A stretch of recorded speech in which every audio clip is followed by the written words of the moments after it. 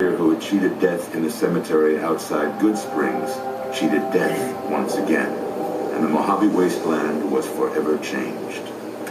The courier, with the aid of Yes Man, drove both the Legion and the NCR from Hoover Dam, securing New Vegas's independence from both factions.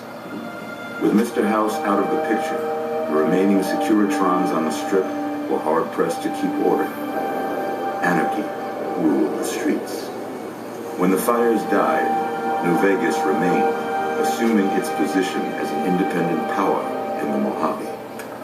Supporting the ideals of independence, the courier was recognized as the man responsible for a truly free New Vegas. Hells yes. He ensured Mr. House's tyranny was broken, and neither Caesar's Legion nor NCR would ever gain control over New Vegas. Though the wasteland became anarchic after Hoover Dam, the Boomers' display of power dissuaded fortune seekers from attempting to penetrate Nellis. The Brotherhood used the Battle of Hoover Dam as an opportunity to retake Helios 1, and came to control the area between it and Hidden Valley.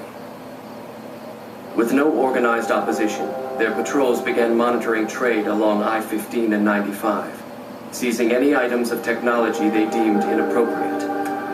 Fiends overran Camp McCarran during the Second Battle of Hoover Dam. In the anarchic months that followed, the Fiends asserted dominance over Outer Vegas. After the courier ensured New Vegas remained free, the followers found that independent Vegas was even more unstable and violent than before. Old Mormon Fort became excessively burdened by the influx of patients, struggling to provide even the most basic of services. With New Vegas's independence formally declared, Goodsprings thrived. More travelers stopped by Goodsprings on their way to and from the Strip, and the locals grew prosperous from the traffic. Cass lived to see the courier bring down 3 armies, and by her count, that was 3 more than she'd expected. She kept quiet about that, though. Though a cure for the Nightkin schizophrenia was eventually found, it became a case of too little, too late for Jacobstown. Most Nightkin at Jacobstown followed their leader, Keen, out into the wasteland, terrorizing the Mojave for years to come. Jacobstown, constantly on guard for anti-mutant reprisals, never truly prospered. Lily continued to take her medicine at half doses, and although she remembered her grandchildren, her mind remained muddled and confused. Eventually, she parted ways with the courier and traveled west, seeking the remnants of her past. Following the Second Battle of Hoover Dam, Freeside came to be known as one of the more stable areas in the region. Ironically, NCR refugees found Freeside safer than most of the rest of New Vegas, where resentment still lingers. After Ray's brain was transplanted into Rex's cybernetic body, it took Rex some time to adjust to the old scrapyard dog's memories. Eventually, Rex's mind settled peacefully, melding his own memories with that of long travels with old Lady Gibson. Though Novak was a low-priority target for the Legion, many of Novak's citizens died in its defense. In the weeks that followed, several bright followers returned to Novak to help restore its defenses, allowing it to remain independent of NCR. Wow, so the girls came back and helped Novak. The NCR, battered by the loss of the data, were unable to devote any troops to retaking the correctional facility from the Powder Gangers.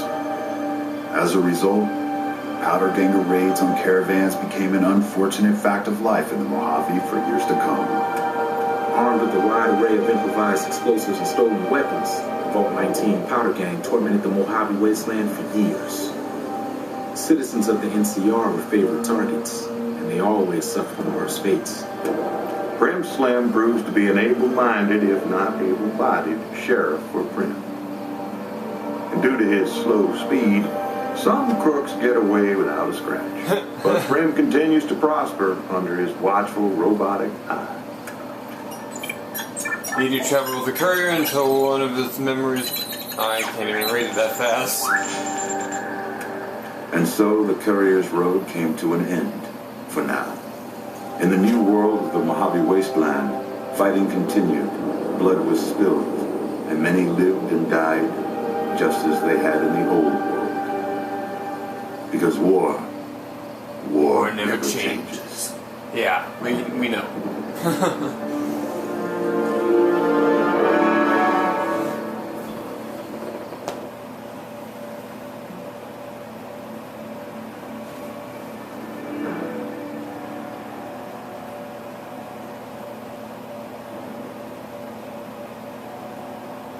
Alright, that is the end of New Vegas.